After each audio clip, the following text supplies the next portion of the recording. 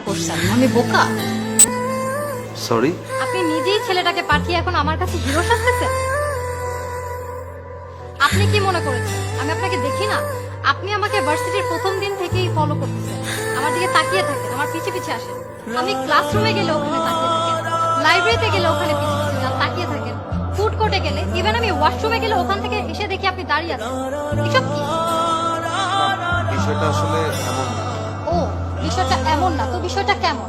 এখন আমি আপনার সামনে দাঁড়িয়ে আছি, এখন তাকান প্লিজ, আমার দিকে এখন তাকান। Look at me. কি হলো, এখন সাহস পাচ্ছেন না তাকানোর? আপনি মনে হয় আমাকে ভুল বুঝতেছেন। আমি মোটেও আপনাকে ভুল বুঝতেছি না। আপনি আজকে থেকে না, আপনি সেই কলেজ লাইফ থেকে আমার পিছে পিছে আসেন। আমি কলেজে যাওয়ার সময় আপনি তাকিয়ে থাকতেন, আসার সময় তাকিয়ে থাকতেন। আপনি কি মনে করেছেন এগুলো আমি কিছু খেয়াল করিনি?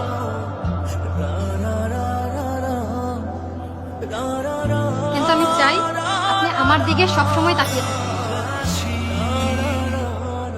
সারা জীবন তাকিয়ে থাকেন। কিন্তু অন্য কারো দিকে তাকানো যাবে না, শুধু আমার দিকেই তাকিয়ে থাকতে হবে।